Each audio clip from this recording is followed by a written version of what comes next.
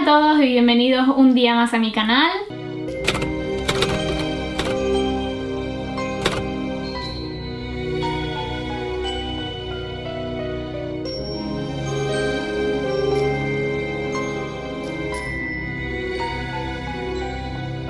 El vídeo de hoy va a ser un nuevo martes de misterio, sus vídeos favoritos. Así que como la última vez me echaron la bronca por haber estado hablando 30 años antes de empezar, pues vamos a comenzar ya con el vídeo, pero sin antes decirle que voy a empezar una nueva sección en mi canal. Quiero empezar a hacer como vídeos de consejos y tal, o sea, como que me manden sus cosas en plan a lo... pues esto me pasa en el colegio, ¿qué hago? No sé qué, o me pasó esto con una amiga, ¿qué hago? Me pasó esto con mi novio, ¿qué hago? No sé. No que yo tenga aquí toda la sabiduría del mundo, pero no sé, me gusta con mis amigas hablar de estas cosas, aconsejarlas, ver qué hacemos y nada, y cosas de esas. Entonces si me quieren enviar algo, pues déjenmelo o en los comentarios o me los puedes mandar por email, que lo tengo en la caja de descripción si quieres que sea anónimo. Así que eso. Pero bueno, ahora ya sí, vamos a comenzar. El caso de hoy la verdad que es muy impactante, la verdad es un poco diferente al resto de los casos que he hecho, pero bueno, espero que les guste. Hoy les voy a hablar de los asesinatos de paracetamol envenenado. No sé si habrán escuchado hablar de este caso, yo la verdad que no lo conocía hasta que no vi un episodio de BuzzFeed Unsolved, pero por lo visto en Estados Unidos sí que es bastante famoso. Y los asesinatos del paracetamol envenenado ocurrieron en Illinois, la mayoría por el área de Chicago o muy cerca por los alrededores. Hubo un total de 7 muertes y todas estas personas compraron estos frascos en distintas tiendas y después les explicaré por qué esto obviamente es importante. Y estos asesinatos ocurrieron entre el 29 y el 30 de septiembre de 1982. Y ahora yendo a las víctimas, como les dije antes, hubo un total de 7 asesinatos y estos eran sus nombres. Los voy a leer de mis apuntes porque no me voy a acordar, así que perdón si estoy leyendo y les molesta, pero eso. Eran un total de 7 víctimas y sus nombres eran Mary Kellerman, de 12 años, Mary Rayner, de 27 años, Mary McFarland, de 31 años, Paula Prince, de 35 años, Adam Janus, de 27, Stanley Janus, de 25 años y Teresa Janus, de 19 años. Y las 3 últimas víctimas, si no se habían dado cuenta, tenían los mismos apellidos y era porque eran de la misma familia, así que vamos a los hechos para que sepan cómo ocurrió todo. En la madrugada del 29 de septiembre de 1982, Mary Kellerman fue hallada muerta en su casa. Esta niña tan solo tenía 12 años y había ingerido una pastilla de paracetamol porque se estaba quejando de que le dolía algo, entonces sus padres le dieron un paracetamol, lógicamente. Horas más tarde falleció el primer Janus, que fue Adam Janus, de 27 años, y falleció en el hospital. También había ingerido una pastilla de paracetamol. Obviamente tengan en mente que todavía no se sabía que había sido el paracetamol lo que les había causado la muerte. Al principio los médicos estaban muy confundidos, no sabían por qué le había pasado esto a una chica de 12 años, de repente una muerte similar, bueno, por no decir exactamente igual a un hombre de 27, entonces todavía no se sabía la causa realmente. Y lo más triste de todo este caso, para mí por lo menos, es que los otros 2 miembros de la familia Janus que les mencioné previamente, que son Stanley Janus y Teresa Janus, ingirieron también paracetamol porque habían estado todo el día obviamente súper mal por la pérdida de su familiar. Stanley era su hermano y Teresa era su cuñada. Llevaban todo el día, obviamente ya se pueden imaginar, llorando por su muerte, pasándolo súper mal.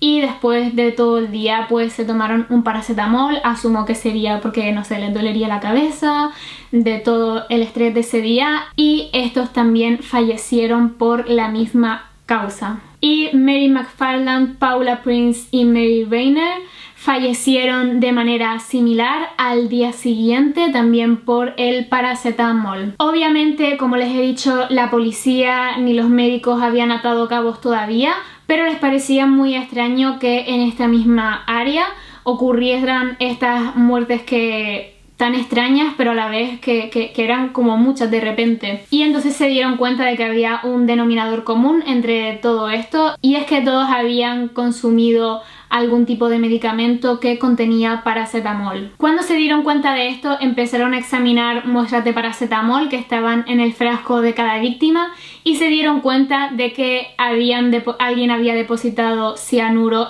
dentro de las cápsulas. Obviamente la policía mandó un comunicado urgente para que la gente no comprase este tipo de medicamento, para que se descatalogara de cualquier farmacia, de supermercados, de droguerías y de cualquier cosa, ya que todo el mundo estaba en riesgo. Y es que lo peor de todo es que en aquel momento en todo el país había 31 millones de frascos y además era como por un valor de 100 millones de dólares estadounidenses o alguna locura de esas.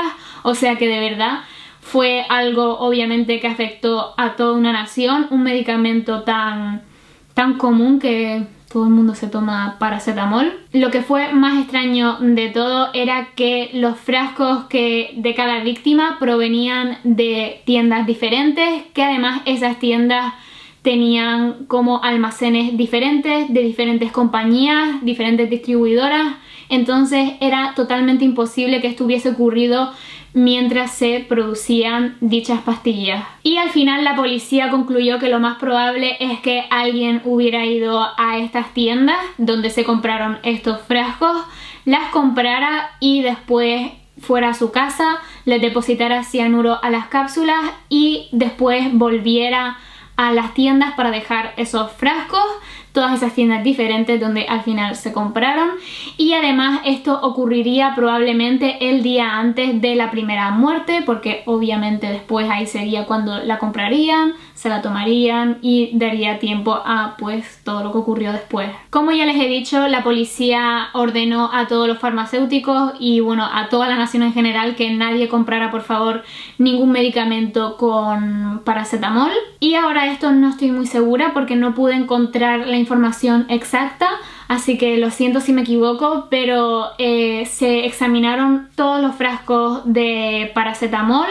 No sé si era solo en la zona de Illinois o Chicago o si en todo Estados Unidos, pero al final nada más que se encontraron 8 frascos contaminados. De todos, nada más que 8 habían sido contaminados, así que no fue algo de que muchísima gente, sino fue algo como muy poco, muy como hecho en casa, no sé si me explico. Y lo que también es tan horrible de estos asesinatos tan atroces es que más tarde empezaron a haber como imitaciones de estos asesinatos y se empezaron a contaminar más medicamentos en los que otras personas fallecieron, lo cual es súper triste y de hecho esa es la razón por la que ahora la mayoría de medicamentos tienen como el papel, las cosas esas que... no sé si me estoy explicando.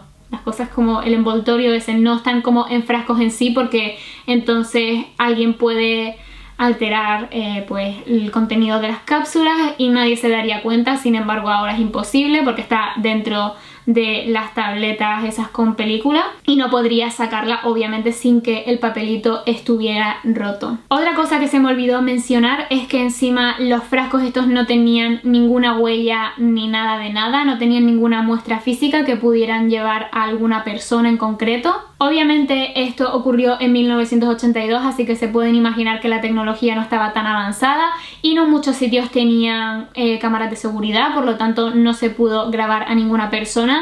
Creo que solo una persona fue grabada en un supermercado, pero no se le podía ver bien y tampoco se podía decir si había sido él, porque obviamente todo el mundo compra paracetamol, no es nada extraño. Y entonces lo dejaron ir realmente porque tampoco podían saber quién era. Y sobre todo se investigó obviamente a la gente que estaba relacionada con los supermercados y las farmacias relacionadas con las muertes. Hablaron con absolutamente todos los empleados, con todas las fábricas en las que se habían producido todas estas pastillas, todas las distribuidoras, y también se investigó a ladrones que habían sido pillados en las fechas de los asesinatos, ya que a lo mejor ellos podrían haber sido quienes habían alterado todo lo de las pastillas, así que no roben botellas de agua porque nunca se sabe cuándo pasa algo así y se hace un sospechoso.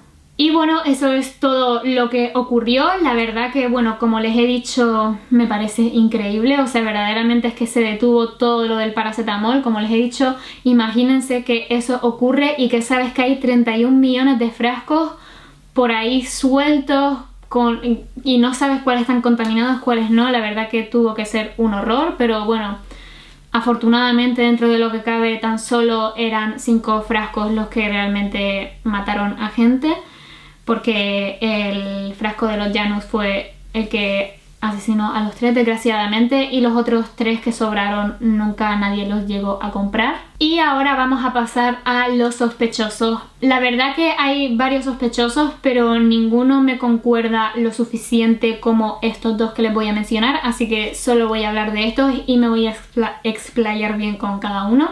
El primer sospechoso fue Roger Arnold, que tenía 48 años cuando esto ocurrió. Se le escuchó en un bar hablando sobre los asesinatos y diciendo bastantes cosas extrañas que daban a entender que a lo mejor podría haber sido él. Obviamente alguien del bar, no se sabe quién fue, se lo dijo a la policía y entonces la policía empezó a investigarle, le interrogó, fue a su casa y encontraron un par de cosas bastante extrañas. Encontraron sustancias químicas, aunque después se vio que no era cianuro lo que tenía. Así que eso pues no tenía mucho que ver con los asesinatos, pero sí que se encontró como un manual de asesinatos y de crímenes y cosas de esas. No sabía que eso se podía comprar, pero al parecer este hombre lo tenía y la verdad que es muy raro. Se negó a pasar por el polígrafo cuando la policía se lo pidió y eso también es algo bastante sospechoso, la verdad, porque si no tienes por qué mentir pues lo haces y ya está y te quedas tranquilo, pero aún así él no quiso hacerlo. Y además él tenía como bastantes conexiones con las víctimas, no conexiones muy personales, pero sí como pequeñas casualidades que les voy a explicar ahora cuáles son. Y es que Arnold trabajaba con el padre de una de las víctimas, que en este caso era Mary Rayner, la de 27 años, y trabajaban en un almacén Jewel, que sí, no sé si estarán familiarizados con esa marca, la verdad que yo tampoco, pero sé que sus tiendas sí que venden medicamentos. Y de hecho Adam Janus, que fue el primero que falleció de la familia Janus, compró su frasco en una tienda Jewel, así que eso también es un poco raro. Y además Mary Rayner compró su frasco de paracetamol justo enfrente donde estaba el hospital psiquiátrico de la mujer de Arnold, o sea que estaba todo como muy cerca, muy en la zona, él conocía esa parte de la ciudad, así que la verdad que tiene como pequeñas conexiones a las víctimas y en verdad eso a lo mejor no dice tanto, pero el hecho de que pasara todo lo del bar y lo de las cosas que encontraron en su casa y después las conexiones, pues me parece un poco blanco y en botella. Y lo más extraño de todo y lo más horrible es que él más tarde, en 1983, asesinó a un hombre porque decía que había sido él quien le había acusado cuando en verdad no había sido así. Lo había confundido con el dueño del bar donde había hablado de los asesinatos, se pensaba que era él y le disparó, causándole la muerte. Por este mismo asesinato cumplió 30 años de condena, sin embargo al final se la rebajaron, así que salió un poco antes. Y la verdad que a mí me parece esto horripilante, es que no entiendo cómo este hombre no lo pudieron detener. Se supone que es porque la policía no tenía como suficientes pruebas físicas de pensar que había sido él, era todo como subjetivo por así decirlo, pero aún así de verdad que me parece increíble. Y el siguiente sospechoso era un hombre llamado James Lewis o Jim Lewis y fue sospechoso durante como el primer periodo de la investigación, ya que él mandó una carta a Johnson & Johnson, que era una distribuidora farmacéutica, exigiéndoles que les mandaran $1 millón o si no, no pararía con los asesinatos. Sin embargo, la policía no pudo como enlazarle con los hechos porque él en aquel momento se encontraba en Nueva York. Él era de Chicago, pero se había ido a Nueva York 25 días antes de cuando ocurrieron todos estos acontecimientos. Y si se acuerdan de lo que les dije antes, esto no podía ser porque la persona tendría que haber puesto los frascos en las estanterías de las tiendas un día antes de que ocurrieran todas estas muertes y él no estaba en aquel momento. Sin embargo, yo la verdad que tampoco descarto la posibilidad de que a lo mejor, no sé, pudiera coger el coche, ir por la mañana y después volver. No lo veo tan locura, si va a estar tan loco de hacer eso porque no iba a hacer como un pequeño viaje matutino, la verdad que no lo sé. Pero a mí este hombre también me parece bastante sospechoso, pero a la misma vez también a lo mejor, no sé, quería la atención, quería el dinero. Todos sabemos que hay gente muy loca por el mundo. Y al final, por sobornar a Johnson & Johnson en tal caso, lo llevaron a la cárcel por 20 años, aunque nada más que cumplió 13 años de condena y después se le puso de nuevo en libertad. Y además en algunos documentos oficiales de Departamento de Justicia de Estados Unidos y cosas de esas, dice que sí que fue el culpable de los asesinatos. Pero Luis dice que él no fue, o sea que realmente también lo de la atención que he dicho antes tampoco podría ser, porque mandó esta carta, pero después él negó que lo hubiera mandado. Así que la verdad que todo esto es muy extraño y no sé, creo que me inclino más a que a lo mejor sería Arnold por todas las cosas extrañas. Son como todo cositas pequeñitas pero que al final las conectas juntas y es súper obvio, o por lo menos a mí eso es lo que me pasa con este sospechoso al menos. Y sin embargo con Luis pues podría ser, pero me parece un poco difícil por cómo se lo montó, por así decirlo, si es que hubiese sido él quien lo ha hecho. Así que no sé, díganme en los comentarios qué les parece a ustedes. Y bueno, eso es todo por el vídeo de hoy, espero que les haya gustado. Si ha sido así, no olviden dar like, suscribirse, comentar y todas esas cosas. Dejen en comentarios primero sus teorías y después casos que quieren que haga, que yo siempre tengo como una listita y voy mirando pues todas las cositas que me van sugiriendo. Tampoco olviden preguntarme sus cosas para los consejos, para la nueva sección y todo eso. Si quieren que salga sus nombres, pues entonces déjenlo en los comentarios, pero si quieren enviarlo de manera anónima, me la pueden enviar por email o incluso por Instagram si quieren, pero preferiría por email para tenerlo todo en el mismo sitio. Así que eso, pues yo los veré la semana que viene con 2 nuevos vídeos. ¡Adiós!